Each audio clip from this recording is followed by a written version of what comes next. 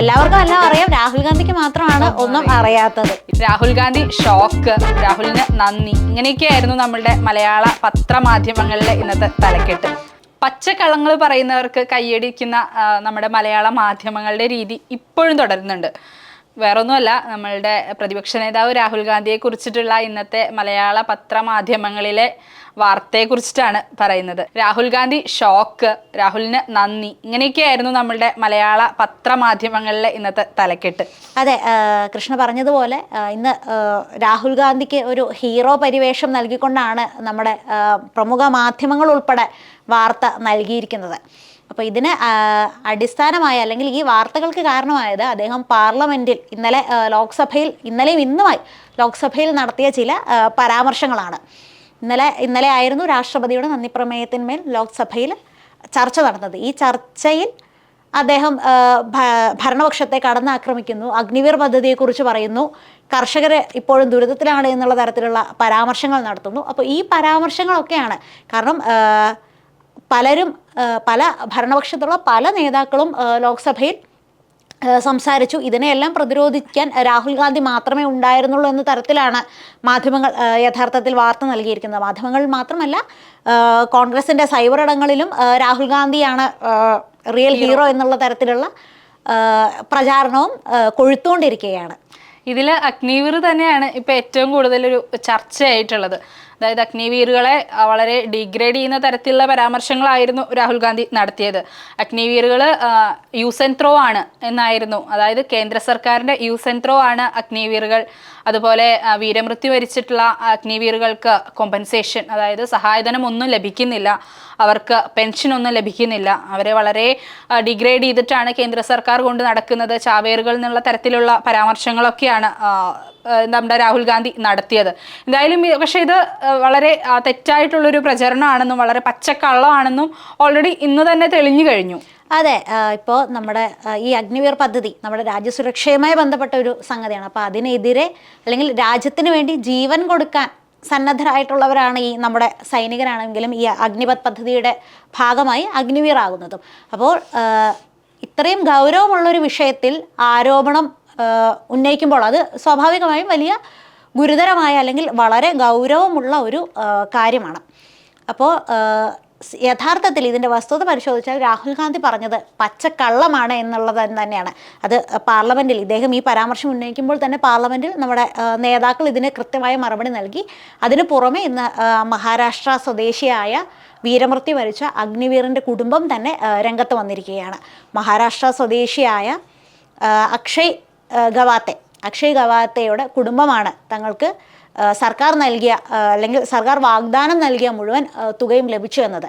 ഇപ്പോൾ സേവനത്തിലിരിക്കെ വീരമൃത്യു വരിക്കുന്ന അഗ്നിവീറുകൾക്ക് 1 കോടിയിലധികം രൂപയാണ് കേന്ദ്ര സർക്കാർ നൽകുന്നത്. അതിൽ ഇൻഷുറൻസ് തുകയുണ്ട്, അല്ലാതെയുള്ള സഹായധനമുണ്ട്.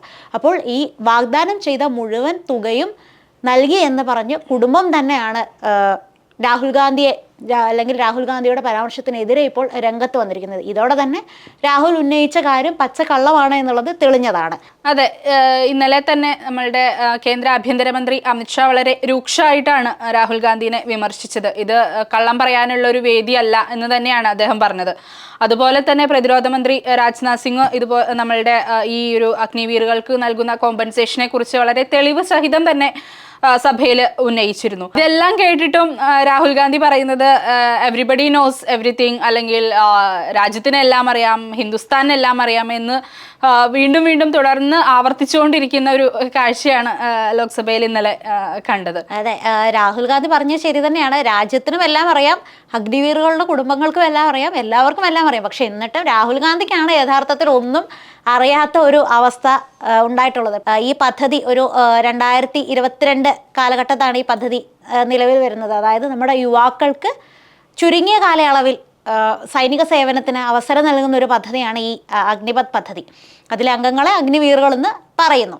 അപ്പോൾ ഈ പദ്ധതിയുടെ തുടക്കത്തിൽ തന്നെ നമ്മുടെ ലഫ്റ്റനന്റ് ജനറലായ അനിൽ പുരി കൃത്യമായി ഇക്കാര്യം പറഞ്ഞിരുന്നു. അതായത് ഈ അഗ്നിവീറുകൾക്ക് അവരുടെ സേവന കാലയളവിൽ അർഹിക്കുന്ന തുക അഗ്നിവീറുകൾക്കും അവരുടെ കുടുംബങ്ങൾക്കും സർക്കാർ അർഹിക്കുന്ന തുകയും എല്ലാ സഹായങ്ങളും നൽകും. അതിന് പുറമെ വീരമൃത്യു വരിച്ച അഗ്നിവീറുകളുടെ കുടുംബങ്ങൾക്ക് 1 കോടിയിലധികം രൂപ വരെ ധനസഹായം നൽകും എന്നുള്ള തരത്തിൽ അന്ന് തന്നെ അദ്ദേഹം പറഞ്ഞിരുന്നു. അതുമാത്രമല്ല, ഈ പദ്ധതി തുടങ്ങിയ ശേഷം വലിയ ജനപ്രീതിയാണ്, അല്ലെങ്കിൽ ഒരുപാട് ആളുകളാണ് ഈ സൈനിക സേവനം ലക്ഷ്യമിട്ടുകൊണ്ട് ഈ ഒരു പദ്ധതിയുടെ ഭാഗമാകുന്നത്. അപ്പോൾ ഇങ്ങനെയെല്ലാം ഇരിക്കെയാണ് രാഹുൽ ഗാന്ധി ഇത്തരത്തിൽ ഒരു തെറ്റായ, തീർത്തും അടിസ്ഥാനരഹിതമായ ഒരു പരാമർശം നടത്തിയിരിക്കുന്നത്. അപ്പോൾ അതിൽ തന്നെ നമുക്ക് മനസ്സിലാക്കാം, എല്ലാവർക്കും എല്ലാം അറിയാം, രാഹുൽ ഗാന്ധിക്ക് മാത്രമാണ് ഒന്നും അറിയാത്തത്. ഇതിപ്പോ ഷോ ഓഫ് ആദ്യമായിട്ടുള്ളതല്ലോ. ഈ പറഞ്ഞതുപോലെ തന്നെ ഷോക്കല്ല, ഷോ ഓഫ് തന്നെയാണ്. ഈ ഷോ ഓഫ് മുമ്പും ഉണ്ടായിരുന്നു, ഇപ്പോഴും ഉണ്ട്, ഇനി അത് തന്നെ തുടരുകയും ചെയ്യും. അതെ, അത് ശരിയാണ്. കാരണം എന്താണെന്ന് വെച്ച് കഴിഞ്ഞാൽ രാഹുൽ ഗാന്ധി ഒരു MP മാത്രമായി ഇരുന്ന സമയത്തും ഇതുപോലെ വളരെയധികം ഒരുപാട് ഇപ്പം മോദിയെ കെട്ടിപ്പിടിക്കുന്നത് ഉൾപ്പെടെയുള്ള ഒരുപാട് നാടകീയ രംഗങ്ങൾക്കായിരുന്നു കഴിഞ്ഞ കാലങ്ങളിലെല്ലാം തന്നെ നമ്മുടെ പാർലമെന്റ് സാക്ഷിയായിട്ടുള്ളത്. അപ്പോൾ ഇപ്പോൾ പ്രതിപക്ഷ നേതാവ് എന്നുള്ള ഒരു സ്ഥാനം കൂടി അദ്ദേഹം അലങ്കരിക്കുകയാണ്.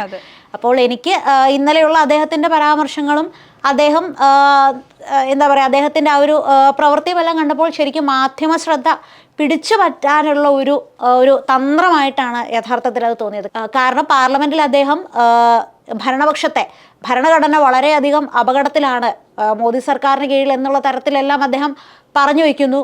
അപ്പോൾ അതായത് അദ്ദേഹത്തിൻ്റെ വാദം ശരിയാണെന്ന് തെളിയിക്കാൻ വേണ്ടിയിട്ട് ഭഗവാൻ ശിവന്റെ ചിത്രം എടുത്ത് പൊക്കി കാണിക്കുന്നു. ശരിക്കും പറഞ്ഞാൽ അത് പാർലമെന്റിന്റെ ചട്ടങ്ങൾക്ക് വിരുദ്ധമാണ് ഇത്തരത്തിൽ പ്ലക്കാർഡുകൾ ഉയർത്തി കാണിക്കുക എന്നുള്ളത്. അവിടെ നിന്നാണ് പിന്നീട് അഗ്നിവീറിലേക്കും പിന്നീട് കർഷകർ വലിയ ദുരിതത്തിലാണ് എന്നുള്ള തരത്തിലെല്ലാം പരാമർശങ്ങൾ നടത്തുന്നത്. അതായത് ഇത് കാണുമ്പോൾ ശരിക്കും ഒരു തെറ്റിദ്ധാരണ ആളുകൾക്കിടയിൽ ഉണ്ടാക്കുകയാണ് രാഹുൽ ഗാന്ധി ഉദ്ദേശിക്കുന്നത് എന്നുള്ളത് തന്നെ വളരെ കൃത്യമാണ്. അതെ, അതിന് മാധ്യമങ്ങൾ കൂടെ പിടിക്കുന്നത് എന്തുകൊണ്ട് എന്നുള്ളതാണ് നമ്മളുടെ മുന്നിൽ ഉയരുന്ന വലിയൊരു ചോദ്യം.